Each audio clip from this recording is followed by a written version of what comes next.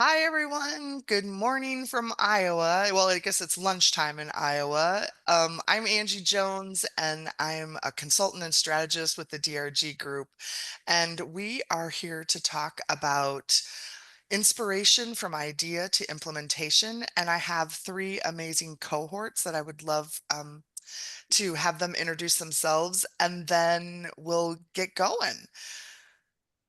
How about Stacy? Can I ask you to go first? You're right next to me. Sure. Hi, everyone. Thank y'all for joining us today. I'm Stacy Halfin. I'm an associate here with DRG, and I look forward to our conversation today.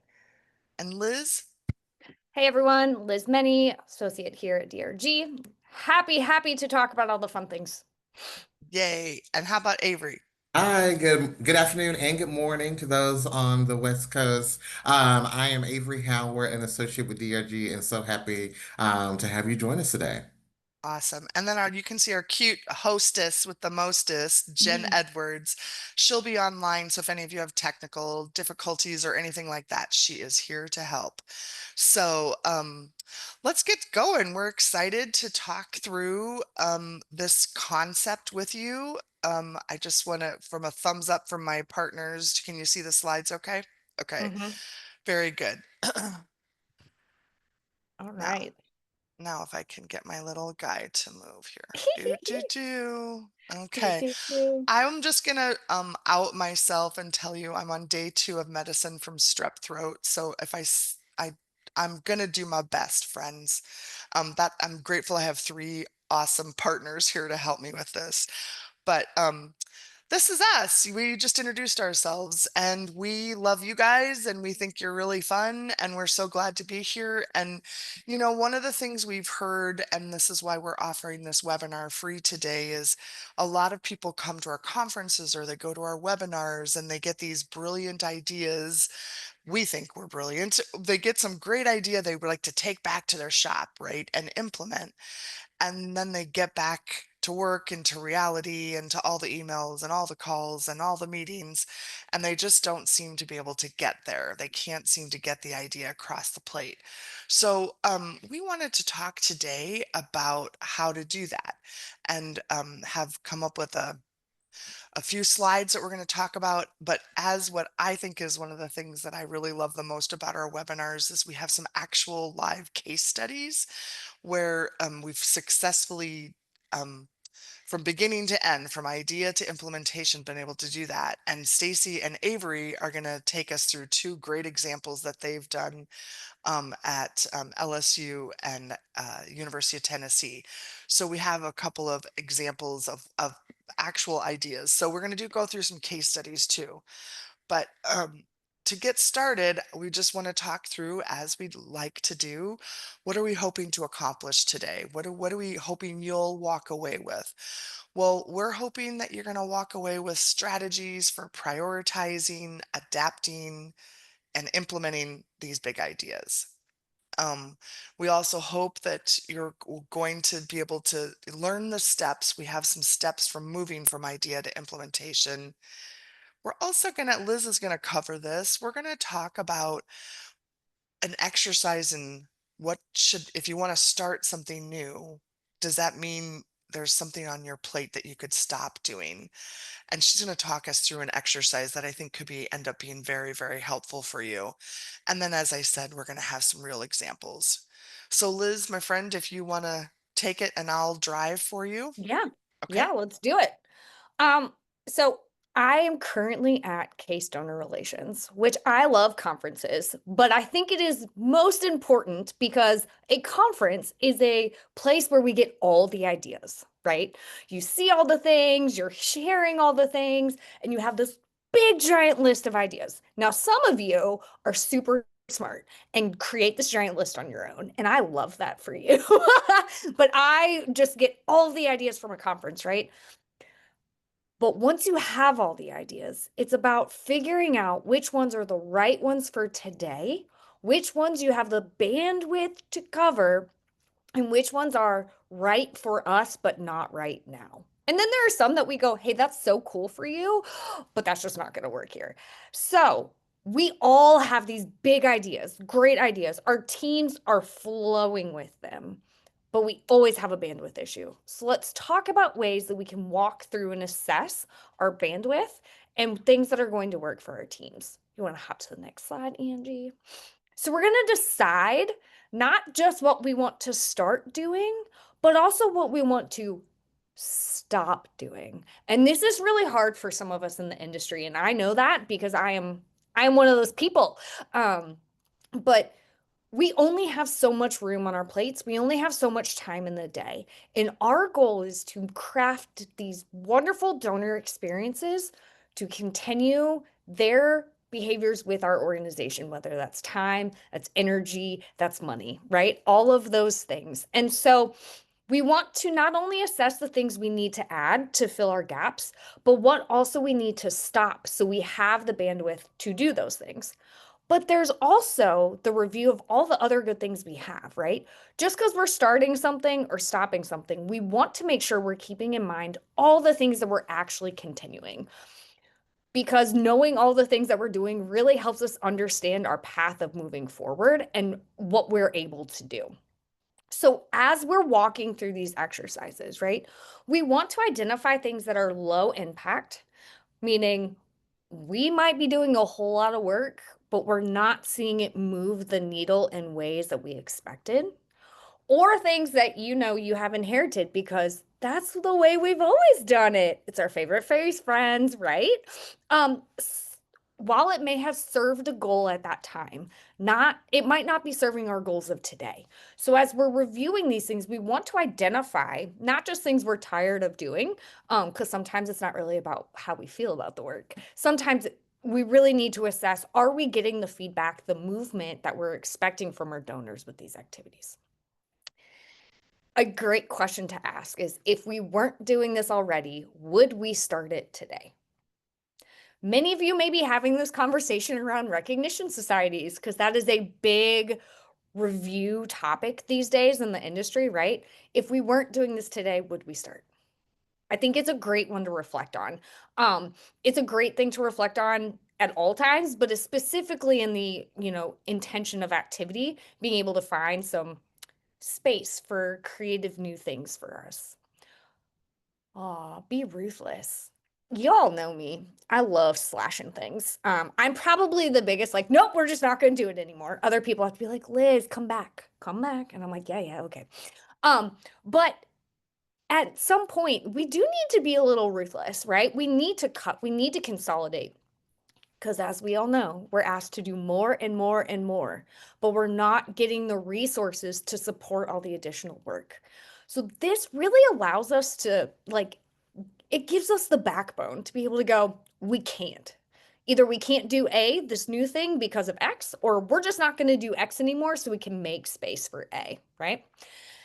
This also involves meetings. Friends, how many of your calendar is color coded in 12 days of overlapping meetings? Me, right? Stop it. We have to give ourselves some space personally in our functionality to be able to bring our great work to the world and our donor base. And we always want to make sure we're taking something off first before we start doing something. And that's not something we practice really well. We say it a lot, right? But in practice, we tend to go, oh yeah, we can add that, but we don't actually walk through how to sunset something else to be able to give that space. So you'll want to make sure that as you're building out your plans of these new ideas we're going to implement, that we're also parallel planning in the things that we're going to remove, so that way we're giving ourselves the time and energy to be able to do this new work. Angie? All right, so the start, stop, and continue. I love these. If you know anything about me, I am that stationery girl. So I love paper and markers and sticky notes and all of the things. And so I love doing this on like a whiteboard or those big Post-it note papers. But if you guys are all in the office, you can do this virtually too. But I love this exercise because you can do it as a team or as an individual for the work on your plate, right? And how I typically have started these, you can always craft them to your group. But what I love doing is giving everyone about 10 minutes to go and take their post-it notes or their little like Canva post-it sticky note thing online, whatever, and just start typing the work that they're doing and putting it in the categories they wish it could live in. I want to start doing X. I would love to stop doing Y. I want to continue to do this, right? Because what that does is it allows people to have the freedom to say, I know this is our work, but I'm not sure that this is the right work to be doing, right? So we start in that activity. If you're doing this by yourself, which is totally fine, start the same way, right? You want to take those sticky notes and be like, man, I really wish I could stop this. I love this. I want to continue it. I really wish we could start that. It's a great place to start because then you understand your feelings and progress behind it.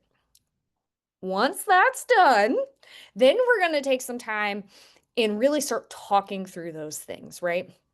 And I like to start actually in the stop category because we need to be able to focus on what we can actually stop to be able to find the space to add the work, right?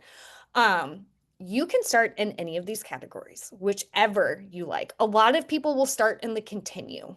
And that's a great spot too, right? Here are all the things we are wanting to continue. Draw some consensus around the team. I love starting in the stop, but again, I'm the slasher, right? I said it. I just like to cut things. So I love starting there. When you're doing this as a group, not everything that originally starts in that stop or even in the continue category are going to live there. That might not be their final place, but it allows you to have that conversation to start, right? Okay, I want to stop doing pens, lapel pens for our consecutive giving society, right? I put in the stop. Okay, let's talk about it. Right? Yes, the reasons I want to stop it, way too much time and energy. We're not able to outsource it and get it out in the mail timely. Way too much in mailing. They're expensive to buy because we have to buy them in such large quantities that we're not moving them fast enough, right? And I just don't know that our donors are really enjoying them because I don't see them at events. I don't see them when we're doing our road shows. These are all great conversations to start that activity, right? And then you as the team can start talking about, all right, great. Well, if we stop that, does that actually free up the time? Are we causing a gap in our process? All of those things. And so this really is a conversation and an assessment to be able to be had as a group. You're going to do this in all three categories. Now, I love ending with the start because everybody gets really excited. And the reason why I end with the start is because once you have gone through the things that you want to stop and continue, you all have the same understanding of the availability that you can add to your plates, right? And I also love ending on a like real high note. And when people are able to talk about the things they want to start, they get excited and rejuvenated about the work that we're doing. So those are my ways with this. I love post-it notes because you can move them around as you're talking. But again, how you manage that table is all you. Yes, Miss Angie. Hey, I was gonna jump in here, Liz, but the other thing I like to do if you do it the way you're doing it Mhm. is you then also have an idea of what budget savings you might have that you could then use to start doing something. So I just think again by doing it in that Yep. order is such a clever way. I am not the slasher, although I want to be known as the slasher. But I love that idea because you can then find out that you do have, okay, now I've got another $5,000 and I've That's got right. these three projects.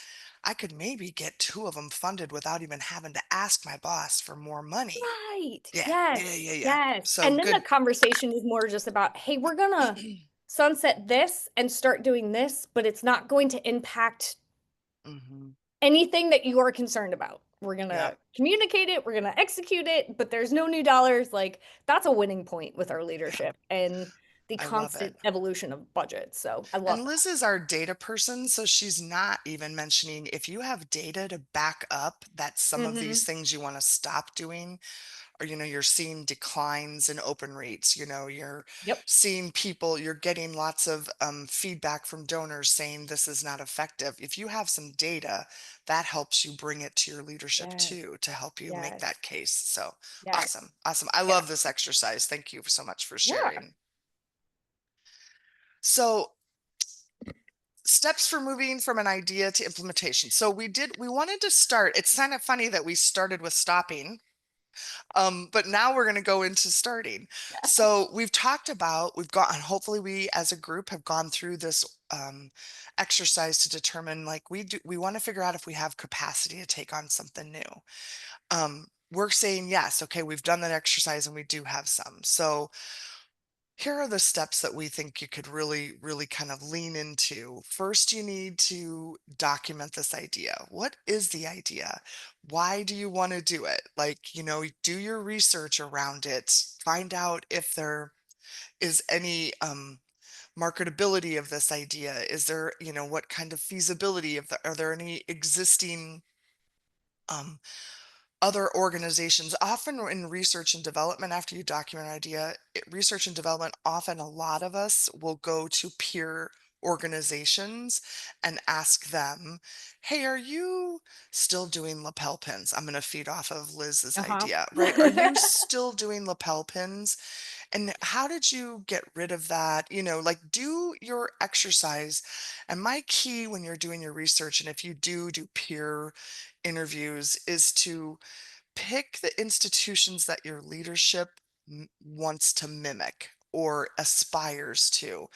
It's fine if you do the institution or the organization down the road, but try to find ones that your leadership admires and appreciates. So you document your idea, then you do your research and figure out what's it gonna take? How are we gonna do this? Then you need to create some type of a plan. And we're talking through these, and then we're going to break them down into kind of a more with some more tactical tips.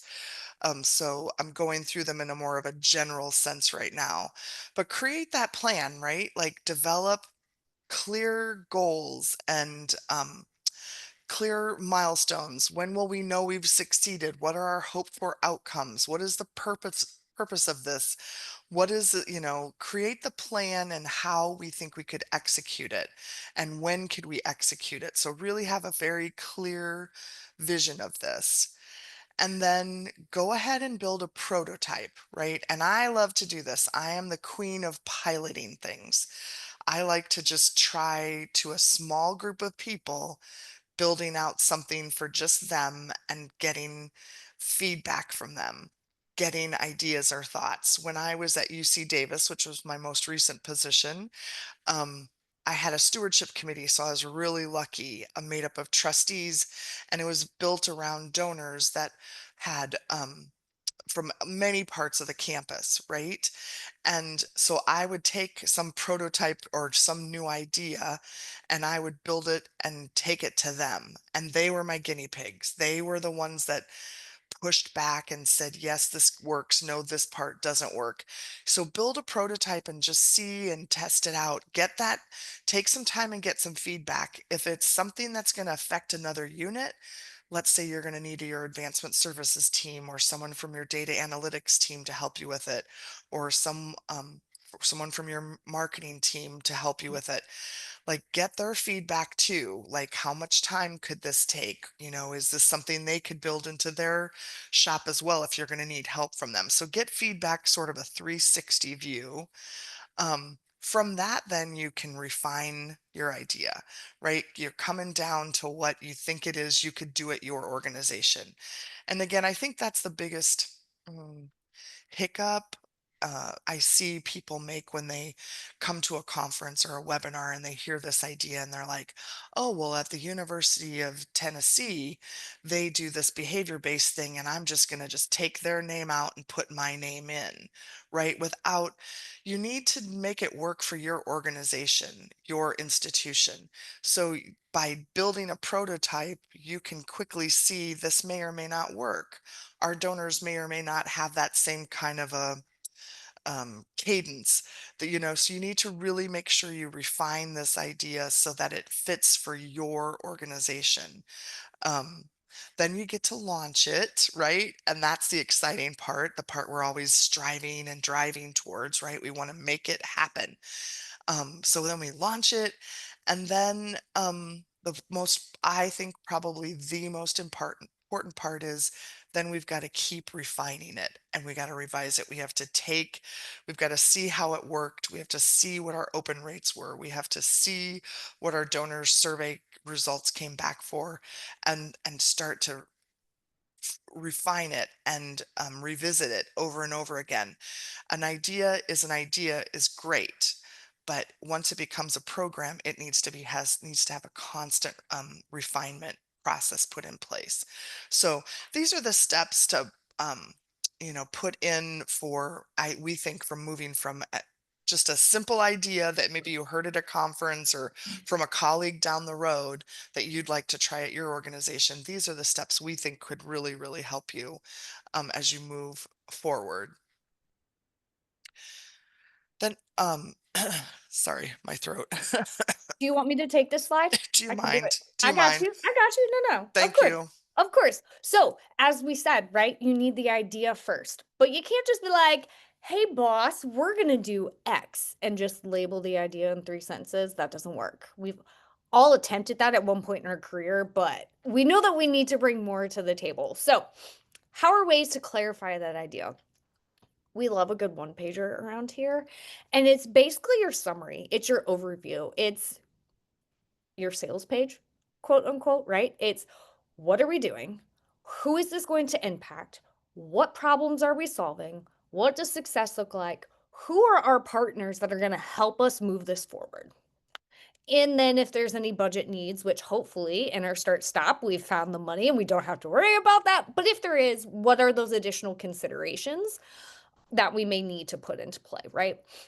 We love this from it allows us as the person that is starting to take this idea forward, getting it all down and solidifying what our thoughts are to move forward. It also gives us documentation, as you know, one of my favorite things, to be able to start the project and put everyone on the same page. Right? It's one thing to throw ideas around in a conversation, but once you start putting it down on paper and sharing it, it becomes a little bit more real. So once we have that one pager, we want to make sure that we're really focusing on it, what problem we have and how we're going to solve it. Sometimes really great ideas are really great ideas, but if we realize it's not actually solving a problem we have, it's probably not an idea we need to consider at this moment, right? So this really allows us to be honest about the problems we are looking to solve on our team with our work and how this is going to solve that, or at least bring us closer to solving that gap, right? And we want to identify our champion. The one person who's going to basically be our partner to help us vet, to help us test, to be our sounding board, but also the one that's going to be able to champion it out to others as well if we're not necessarily in the room, right? So for a lot of us, that may be our boss and our boss taking it to leadership, taking it to those meetings, right? For some of us, it may actually be our partner in the next office or in the next cubicle or, your next little Zoom window. Just as someone who really understands the work that we're doing and can really help amplify what we're trying to solve with this work in other situations, right? So our champion is not just necessarily us as the one doing the work, but someone else that's going to be able to help us carry this flag with all of our teammates and our partners in our institutions to really make this a success. And then we're going to make sure that we have ways for everyone to share thoughts, document progress, all of the things. As I said, documentation is my favorite word. And finding a way to make sure that we have a home base for this idea and the work that we're going to do. Whether that is a Slack channel, whether that is an Asana board, whether that is an Excel doc that everybody has access to on Teams, whatever that is, finding a place where everyone can share their thoughts. You don't have to set a meeting. You will have meetings, don't get me wrong, but not everything happens in a meeting, right? Because after that meeting, we all have our work to do. So we want to make sure that this has a home where people can find their resources, share their thoughts, and we can work together as we're able to fit it into all the other things that we're doing. Next slide, please. Beautiful. All right, and so now that we've clarified our idea, we're going to validate it. And so, excuse me, we're going to test things out in a lot of different ways. You're going to be able to do things like run a quick survey or a poll to reach out to your stewardship committee, or maybe you have a donor board, right? If some of you work really closely with your alumni associations, there's typically like little alumni groups. Maybe you can email them like, hey, we're thinking of trying something new. We'd love your thoughts. People love the opportunity to give feedback, internal and external. They love the opportunity. It builds buy-in, but it gives them access to things that most people don't have. And we all know that access is part of our engagement tool set. And so this is a great way to do that. So being able to ask people their thoughts internally and potentially externally on what this is solving, is there a need, all of those things. This really helps us be able to move forward and to make sure that how we've started our idea is actually how other people are perceiving the need as well, right? I can't tell you the many times that I'm like, well, the data says X.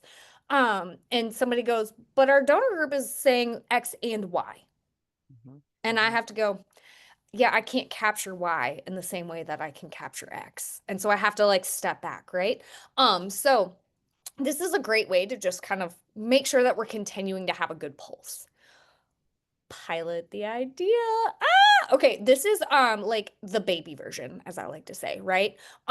This does not have to be the like bells and whistles full thing, but this pilot should be able to walk you through each piece of this idea in real life.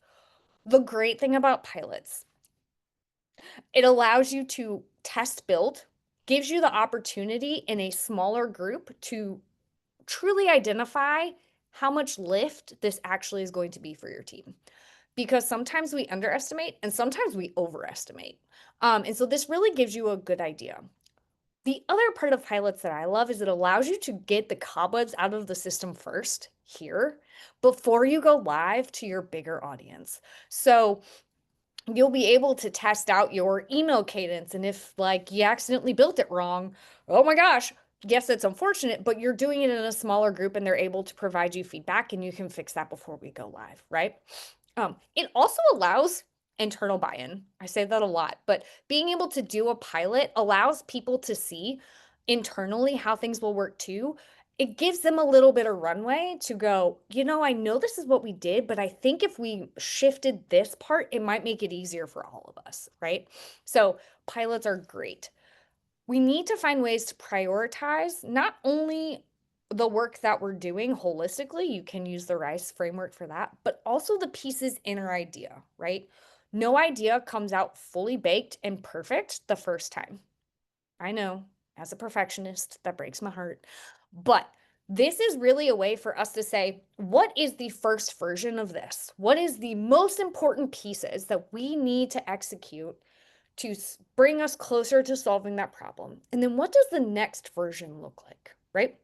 Because we're always going to be updating and reviewing. So if we kind of use this as we know that we need to get A, B, and C done right away, and D can come 2 months after the fact, and it's not going to cause us any delays. It's not going to impact our success. That's really great to know so that you have a good understanding of the work that we have.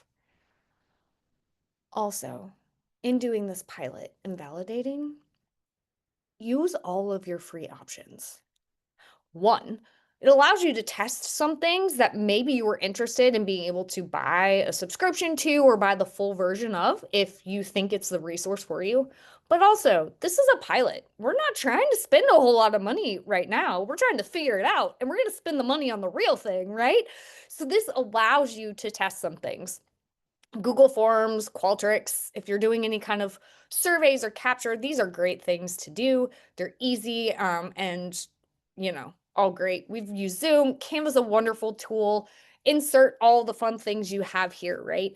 Use your free tools. This is a great time to test some things that you may want to do, but also allows us to use the $0 resources that we all love and need to probably lean into a little bit more. And with all of this, as I said, there would be meetings. Don't worry. We want to leverage our internal teams. We want them to see it first. One of my favorite things to do when I'm testing something out is to send it to a coworker who's not on my team. So does not understand the ins and outs of what I do every day. They know what I do, but they don't necessarily know the nitty-gritty because they're going to be able to find the gap that I forgot. Where if I'm walking next door to my coworker, they're mentally going to plug that in too, right? Because that's what we do. And so I love doing that. Just being able to test demo, like get some feedback from people who aren't in the weeds with us, really allows us to get some good clarity as we build this out. So now let's talk about that RICE framework really quick, because I think it's a great framework. I don't think it's just talked about too much in our space, but it can be very helpful to really focus your ideas and the work that we're doing as we build out our progress here. So RICE stands for reach, impact, confidence, and effort. So our reach, how many people are going to be affected by our brand new idea in the time frame? So if we're talking about, I don't know, what do we want to replace our lapel pins with? Let's see. How about like a behavior-based journey? Yes. Okay. I love it. I love it. So let's do our first time donors because we We love them. love We them. love them, right? Okay. So we know the rough average of first time donors that we've had over the last couple years, right? So we are anticipating that when we start this first time donor program, that we are going to impact 40% of our donor base, and of that 40%, about 5% over the first quarter, because January through March is a little bit slower time, whatever that is, right? But being able to show the numbers, it tells us we've done our research and we know who we're actually trying to hit, right? But you can also bring that out and say, if we're going to test this out in Q2, Q3, we plan on expanding it to this audience, and Q4, expanding it out to the full team. Really kind of gives you that like process there. Impact. What is our impact of our work on the goal that we're trying to support, right? So remember that problem statement we came up with? First-time donors. Here's a good problem statement. Of our first-time donor retention, we are only keeping 15% year over year. That's a problem. Our goal is to raise that first-time donor retention from 15 to 17% in year one. 2%, right? Okay. So what is the impact of our work on getting us to that additional 2%, right? And I love this little minimal to maximum or massive impact. You can create your own scale if you all kind of have your own impact scale internally. But this is a nice kind of like way to do it. I typically will do whole numbers because, well, that's just me. Minimal impact being 1 and massive impact being 5. The value doesn't matter. What matters here is how you're measuring impact and how you think what you are hoping to get and what we really think the impact is going to be through our work. Our confidence is how confident are we not only in our idea, but that we can hit our milestones, right? Those are really important. So sometimes we're really confident in our idea, but we're not so confident in our milestone work. What that really is saying to us is that we've probably been a little too aggressive in our timeline and we need to reconsider it. But knowing your confidence in not only your idea, but and on the work really can help you as you're moving through your project. So say at the beginning, you're like, oh yeah, we got this. And about halfway through, you're like, we got to talk about this. This helps us assess and be very honest, right? So that way we're not continuing to push towards something that we're not really confident we can hit. Also, sometimes, which not point of today, but sometimes as we start working on an idea, we realize it's something we're not going to be able to implement for a variety of reasons. And this confidence score allows us to be honest about that. So that way we know if it's something we should be continuing or if we need to table it because I don't know, we had staffing change, we had a leadership change, and it may not be part of our goal process right now. And that's okay. And then effort. How much time we're actually going to need to take this project? I always like to say, overestimate your time because there will be things that you do not know. There's always unknown risk. And so, if your data team's like, oh, it'll take us 2 weeks to build that report and get it out to you on a weekly cadence, right? You go, cool. And in the back of your head, you're probably scheduling 3, maybe 4, just to give yourself some space, right? In all my projects, I love to have that little bit of buffer because if we can move faster, great, but I don't want to ever be behind if we think that that's a thing. So just some thoughts around this framework as you're walking through not just this individual idea, but our whole work in general. I love this framework and have used it many, many times throughout my career. And I do think it's one way our leaders think, right? If you bring a new idea to them, they're like, they want to know the answers to Yep. all of these things. So whether you do this in a formal way or an informal way, these are things they're going to ask. What's the reach? What's the impact? Can you actually do this? And how much is it going to cost me? What's the effort that's going to take? How many people Yep. are going to be taken out of rotation to work on this new idea, right? So that's why I think it was really important for us to show that. Thanks, Liz, and Yeah, thanks for jumping in and helping me. of course. So the next thing, another step, and again, to kind of getting it from idea to implementation is just, and Liz sort of hinted to it in the last slide, but really just start small, right? Figure out the launch for your pilot, um, and sort out like when you think it will be the most effective for something to go to land. And it might be when you don't have a lot happening in your work plan for the year, right? Maybe it's, in the summer when things are a little quieter. Um, and that's the perfect time to be kind of launching something new.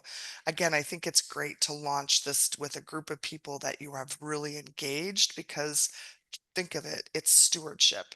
You are literally stewarding your donors by asking them their opinion about something and telling them they're seeing it before every other donor gets to see it, right? So create a launch for this pilot. Um, Try a trial, just have a trial period, for the first 30, 60 days. Let's measure what we're doing. You could even go as far into 90 days, depending on your leadership and what kind of data sets they need to see to determine if something's been worthwhile.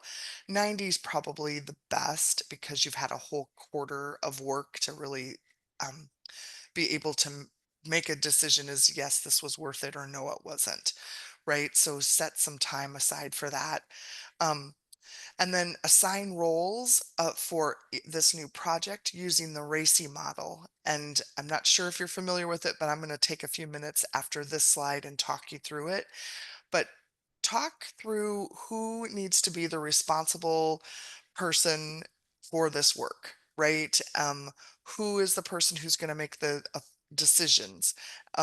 For the consulted, like who are my other stakeholders? Who do I need help from? And then when we need to make a decision, who needs to be informed when we make this decision? So I'm going to go into that a little bit further here in a minute, but assign these roles so that it's really clear when you roll out this new idea who's responsible for what. Um, because it's usually a lot of us work in teams and we work with teams outside of our teams. So making sure it's on their mind and plates as well. And use a shared project management board. Man, these things save us. At DRG, we use Basecamp, and it is such an amazing, powerful tool. We can communicate with each other on any project, on creating slides, on anything. We know where we are at any point, and it's so powerful. But there's so many other ones, and I know many of you use them, Trello or Asana. But being able to, especially if you're working cross teams, right? It's really, really important to have some kind of a board or a tool to be able to work on this project together. Um, and then, determine roles and where people are needed and how you're going to track accountability. So from a start small, these are the things that we want you to think about. So going back and talking about that RACI model, again, I've spent a lot of time in my career teaching teaching this to people and to new organizations, um, because it's can be just so powerful to just make sure, and all it is making sure you know who's in charge of what, right? And that you can make sure that that is happening. So R of the RACI stands for who's the person working on this activity, right? Like who's the owner? Like, so let's say it's my project, I'm the owner, I'm the one responsible for it, right? So it's if it for it to happen and come across the plate, that's on me, right? So I'm the responsible person. Who's the person that has the final decision authority? And let's say that would be my boss, right? I'm bringing this new idea forward. I'm bringing them all the good and the bad and the ugly of it, right? And I happen to have position I just left. He was responsible for making the final decision. He was my authority. So he knew what was happening. So he had a specific role on my team. And then every project has to have stakeholders, right? Who should be included um, in making sure this all can happen? And, these stakeholders are not just the people who are helping you build something or make something happen. These stakeholders could potentially be your gift officers. So, gift officers don't always necessarily help us. Um, Build something, a program for their donors that will affect them. But I like a stakeholder group to be my gift officers, because if they know what's happening and what we're trying to build and for what donor group, I like for them to weigh in on it. So think about the key stakeholders, right? To use Liz's example, she talked about new donors. One of my major stakeholders in that particular one would be my annual giving team, 100%, because they want us to help them improve their retention rates because that helps their work, right? So that is a key stakeholder. We are partners. So that's the C of the RACI model. And then there's always the people that just need to know what's happening, right? Who needs to be informed? So maybe that's your president of your organization. If you haven't involved your gift officers, maybe it's we're rolling this out, gift officers. Your donors are going to be receiving this going forward. Here's what you need to know. So it's just thinking about who needs to be at least informed of any decisions or actions that are happening. So just thinking through that. So again, I think that's just a really, um, it can be a helpful tool and just questions to ask yourself. You can do it formally and document it, or you can just think through it, whatever works for you, but just want you to think through that. Yep. So we've done all the work, guys. We've done it. It's here. And now we're going to launch it. It's the best part of the project. Yes. All of our hard work has finally come here. We've done the things. She's barely caffeinated, by the way. She's on the West Coast. That's just how she is. It's just how I am. Let's be real. But like, this is the part we're going to celebrate what we did, and we're going to get it into the hands of the people that are supposed to have it. That's the best part. But that's not the end. And this is important. There are things to do after we hit go. One, we need to make sure that as part of this plan, we have a feedback opportunity. And not just once, but often, right? So in our, if we're still talking about first time donors, we send out this beautiful, first, second, third part. And then after the third communication, we send out a survey. We'd love to hear your thoughts, right? So it's in the plan, it's part of it. But what this does is it helps us get feedback and make adjustments for the next wave of those that are coming into the process, right? Because again, nothing is static, right? We're going to do something, but we're always going to review and adjust as we go to make sure that it continues to be what we need it to be to solve our problem. As always, we're going to document because now that it's live, now that we know what we're doing, we can take it and we can streamline it a little bit more, right? And the more efficient we get in these projects, the more time we're going to have to be able to do more of the things under the stop space, right? And as always, as we make changes, we want to make sure we're documenting those changes along the way. So for some reason, we're on vacation and somebody's got a question, they know where to find it. And we are going to celebrate because heck yes, we did it. We did it. We always need to celebrate our wins, friends. I don't think we do that enough. No, we're terrible at that. I know. And that's why I do this on webinars because I feel we need to celebrate more. So yeah. So now it's here. We're going to do the work real time. We got this. Woo! Okay. I love it. I love it. Well, then, kind of playing off of that last one, measure with your heart, right? Like measure this plan. You've implemented the idea, but let's just make sure and go back to that original plan. What were those 2 or 3 metrics we set at the beginning? Like were our goals? What was our hoped for outcome? Make sure that we define those at the beginning and see if we've made that happen. Look at both qualitative and quantitative data. It's not okay to have one person or one donor give you an idea and then you change everything. Like make sure that you're looking at, multiples of people with that idea. So I love the qualitative because it's usually more storytelling about, oh my gosh, this is so good, or oh, I really like this, or why are you sending me this? This seems like a waste. Like I love that kind of stuff, but I really like, and also having a mix of also the data, the quantitative data. So making sure that you have that lined up well is so important. Make it easy on yourself and just track things in spreadsheets. You don't have to go with a new idea. You don't need to have a complex dashboard. You don't need to have some sophisticated way to track this so everybody can be watching as it goes. You don't need that. This is an idea that we're trying out, um, and just make it easy on yourself, right? But do make sure that you're measuring the success. And the final thing I would say here is, ask yourself the question after it's over, you're through the cycle. Would you recommend this? Would this be something we should add to our cadence for our organization? Did this have an impact? Now, with the example we've been using about first time donors, you need a little longer runway than, one time through, right? A year is not enough. You need to follow it through to see if they made a second gift the second year. So you just have to figure out that.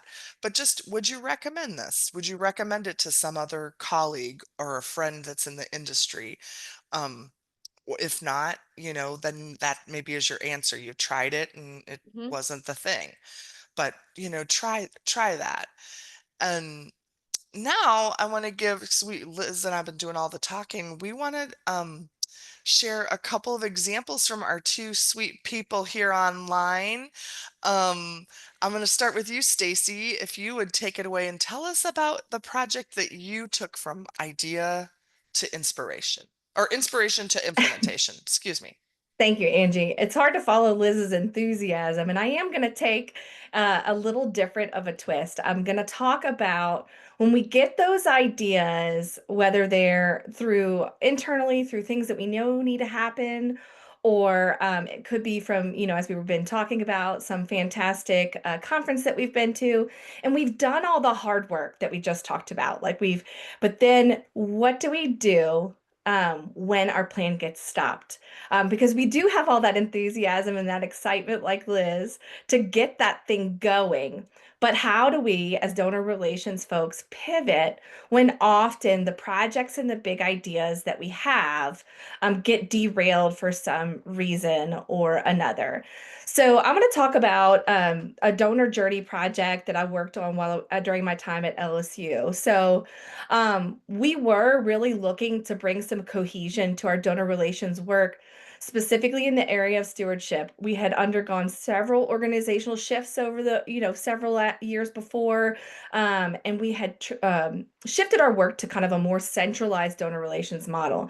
And through that, we realized that there were some gaps in the way that we were managing, reporting back impact and thanking our donors. And we really needed to create something a little bit more cohesive to communicate with our donors. And so we know from best practice, we needed to do this and also do it in a way where we are recognizing donor behavior. And I know we've been talking a little bit about that first time donor journey today. And so that was what we wanted to do. We wanted to create for various donor segments more of a donor journey. So to address this issue, we developed a roadmap. We did create ideas for how we would communicate throughout the year with various giving segments within our organization. It was super exciting. We came together as a team and a group, and we really thought through how we wanted those donors to feel, what would those experiences be like, and we could clearly see that path forward and how this work could move that needle forward for our donors. My senior director was super excited about this work and very involved with the process at the time. And so she presented the information to our leadership. And while that donor journey and the project really resonated with them, we were not given that green light to move forward for various reasons. This was a time in our organization where we were still adjusting to our new CRM. A lot of other teams had big projects going on that we weren't aware of, tapped. We were going to be tapping into their bandwidth, and so some of those partners were our marketing and communications team and our data team, and we kind of got stopped in our tracks. And at times, when we get to that point in the project where we're really ready to launch it, and we've done all the hard work and we're so excited, it's like the wind kind of gets taken out of our sails, and it's like, what is next?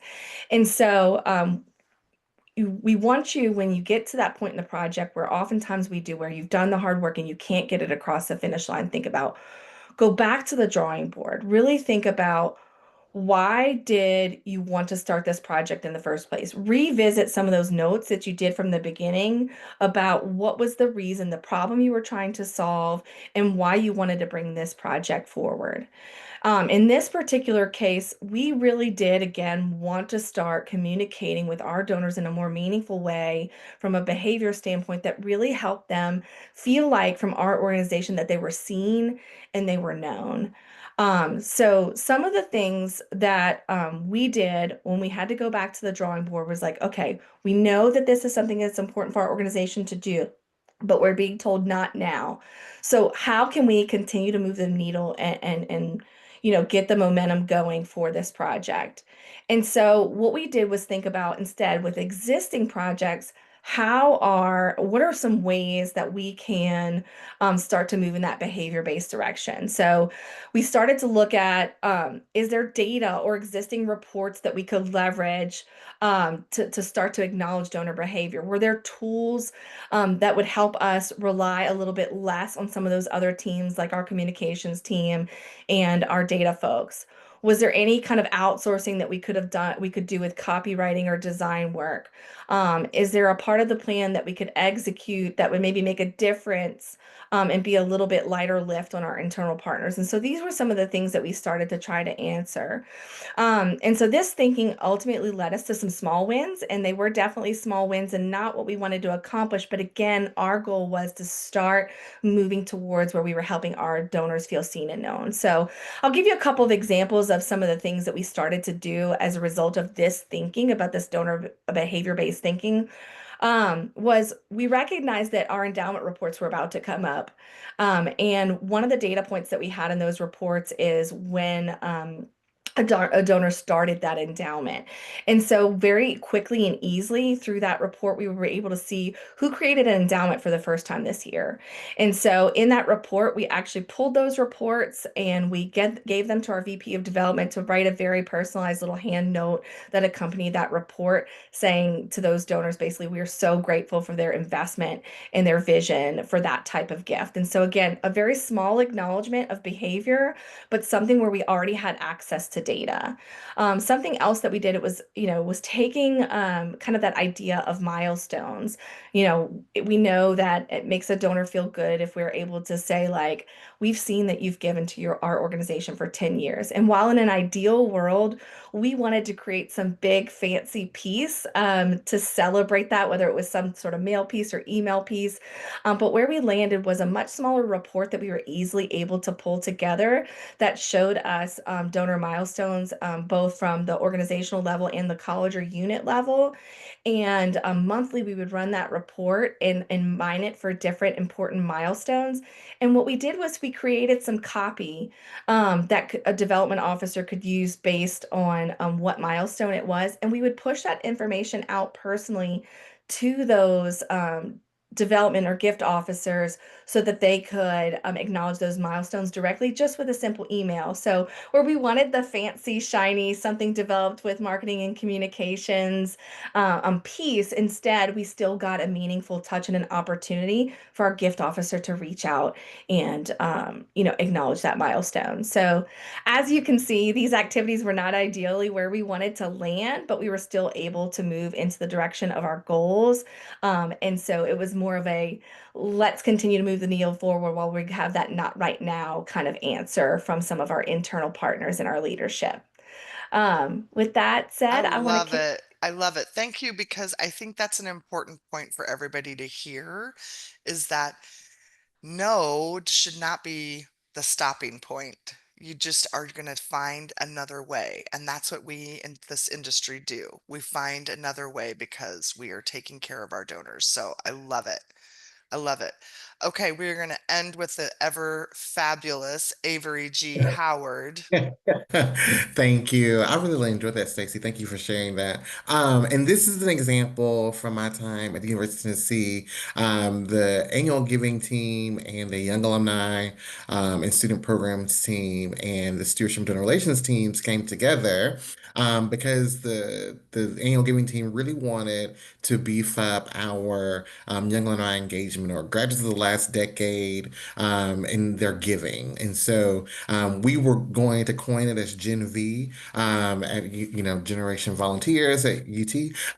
But they to get this group really engaged, they can give, and so we really thought highlighting them in a way to show appreciation. And so something simple that a lot of these people might not have been donors, but something simple we thought we could steward them as being an alum of the organization. And so we chose to celebrate their graduation years. And so this is an example here that you see of the 10-year anniversary card, but we also did an email version for those that were 1 year out and 5 years out. Anyone who knows data, we didn't have that great of data for the physical addresses for those younger alumni, but we felt confident for those 10 years out that we knew where they were.